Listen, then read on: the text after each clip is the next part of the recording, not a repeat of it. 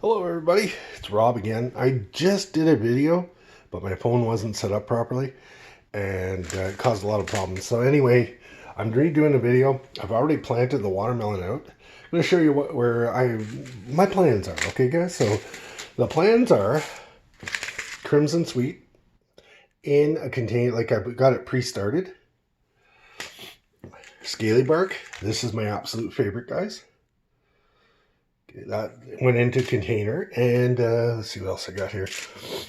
Will Sweet went in. That's not Will Sweet. Where's Will Sweet? Well, take my word for it. There it is. Will Sugar went in there, not Will Sweet. A little bit of an error out there, but no worries. We've got it. So anyway, I'll stop it right there and we'll get going on another. Hang on a sec. All right, I'm back. So here's the setup, guys. I have it in this container and there's 7 of them in there, and I've marked one incorrectly, but I will get to it when I get to it.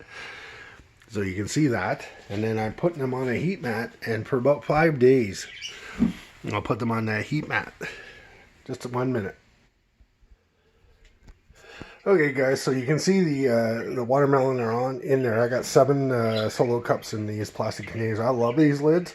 2 things these lids do is they keep the humidity in, and when that heat mat heats the base of the plants, that soil is going to warm to about 26, 27 degrees Celsius, and that's going to germinate those watermelon in about 5 days.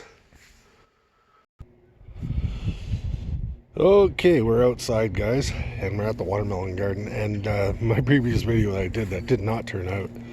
I can tell you that we're going to go about 12 inches from the wall here, and we're going to go 2 feet out that way. We're going to leave a 6 feet distance between these 2 plants, like between each plant. And I'm going to go 30 inches from one plant to the next in a row to get over here, and we're going to have about 10 to 12 watermelons this year. And about probably 6 varieties.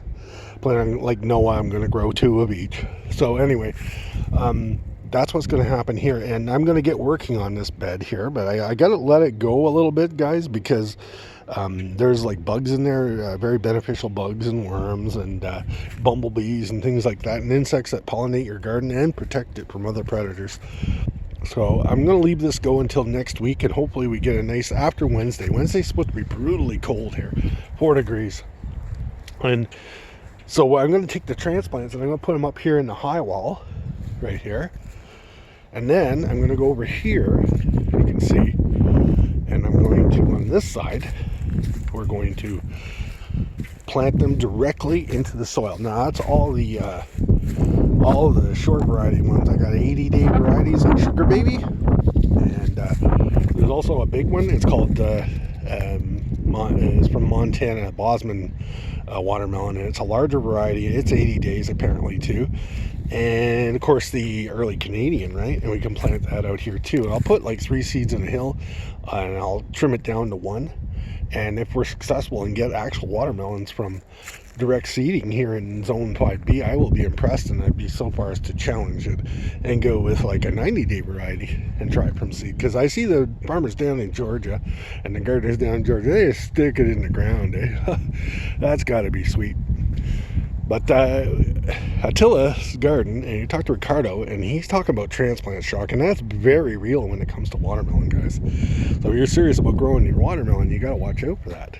So the direct seed sowing would probably get rid of that, and that particular thing. But the only thing is, you have to worry about the cold then, right? Well, I cover them with a container, but if I start them in May in the ground first, which I plan on doing, I'll have to have the landscape fabric down to get the soil temperatures up, and then of course the hood on that. If we get snow like this, it's not going to happen. But I'm just saying, that's my plan. All right, and we'll compare the ones that have been transplanted to the ones that were directly sowed into the ground. And if there's, we may get a better result from the ones directly planted in the ground, and these may not turn out so good because of the transplant shock. Because Ricardo was right when he had his last video about these melons, is that if you mess with the roots at all, if you have any kind of problems there, it's going to give it shock and set it back. He says 2 weeks, but my experience is like a month. It can get really nasty, especially if you put them out in May. Now, he uses a taverner or cover there to cover it. I might go that route. I find I'm trying to keep it as simple as possible. Okay, guys, we're at the cantaloupe garden. It looks pretty rough right now. Remember, we're in April. I got to deal with that brush cover there. Haven't been able to go to the dump because the dump is closed, right, because of COVID. So this is a bed that my wife and I have been talking, and my wife was so impressed with the cantaloupe last year. She wants to bring this bed out to the lettuce bed here, the winter lettuce bed. Same width and everything, and I think it's doable. We can do that, and then I'd like get some cinder blocks or something nice and then put it into a proper bed. I took the old gray landscape fabric off of here because my wife and I, we're kind of partial to black. We feel that the black gives the soil more heat, and it does a better job at keeping the weeds down. Because even with the gray, you can see the weeds trying to pump up, and no thanks. The old tobacco plant from last year in the middle of the cantaloupe garden. Now, here in this garden, I'm going to probably back here, I'm going to grow Noir de Calme. That seems to be a very reliable 80-day cantaloupe, and I know Ricardo in Zone 4 in the Laurentians, he says that the flavor's not good, and I think that might be partly the temperature at night. We live down in the valley, so we get all the humidity and stuff like that down here at night, and in the Laurentians, well, it dries out a little quicker. It's not ideal, but Ricardo is pulling it off, and you really got to go and see Attila's channel. Take a look at his melon videos. He's amazing. I mean, I cannot hold a candle to him because I've got the advantage of a warmer climate. And like, he's got these little, Ricardo's got these hoop houses here, and to start your watermelons, that's ideal for sure. It is. But I'm using my little greenhouses, and I'll go show you them. Back again, guys, and you can see those little green tubs that I got. I just invert them upside down, and I can put about 7 solo cups, red solo cups in there. I think those 20 ounce solo cups, or 18 ounce, 16 ounce maybe. But I plan on having those watermelon out that are in those cups June 1st. Let the soil warm up. I think I've been putting them in May, and like I say, Ricardo was right. Transplant shock, the soil's not right temperature, and wham, you lose 2 weeks, he says. Well, I argue more than that. So that's what I'll be putting them in. And even when the temperature is outside, like right now, it's like 3 degrees. When the sun's out, okay, that temperature can come as high as 40 degrees. But lately, because we've had a lot of doppled sunlight, I don't know if you can see those clouds and that. It's been a little bit of sun, a little bit of cloud. Temperatures are going about 34, and then they're dropping down to 5 degrees. So it's not ideal for watermelon, but I'm not putting them out just yet. I'm germinating them first, and then next week they'll go into those containers, and they're going to get natural light outside. And that's another thing I got to talk to you about. When you're germinating your watermelon and you have them on a heat map, as soon as they hit the surface, they're going to look for the light. And if you're if you're starting with LEDs, you got to keep it like 4 inches, guys. No more than 4 inches away from your the top of your things. Otherwise, your watermelon are going to stretch, and you're just going to throw them in the garbage. They're not going to be viable. Now, as soon as mine come to the top, they're going to come outside, and they're going to get natural daylight, because I'm trying to do it a little simpler. I mean, I love the LED lights, don't get me wrong, but yeah, I'm more of a naturalist, I guess. So anyway, I'm going to let you guys go. We started our watermelon, and yes, I'm going to get on the cantaloupe, but I'm going to direct sow the cantaloupe. Okay? And that's different this year, because usually in years we put them in the containers, but we're here in Zone 5, we're going to play a little game. And the far north is a 60-day variety cantaloupe. I planted them and actually took cantaloupe off it on July the 4th in Zone 5B.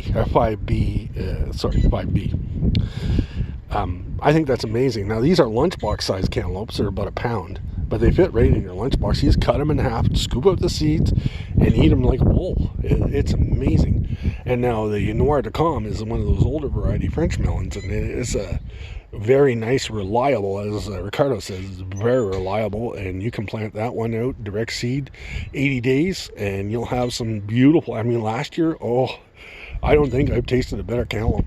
They really are that good. So Noir de Calm, I definitely recommend. I grew the Oka last year. I was less than impressed with it. I have Montreal Market seed melon, but unfortunately my wife is terribly allergic to those green melons, those musk melons, so I can't grow it. So if anybody out there, maybe Ricardo wants some seed, I bought it last year, let me know, anybody out there, and I will give it to you. Not a big deal. So anyway, I'm long-winded.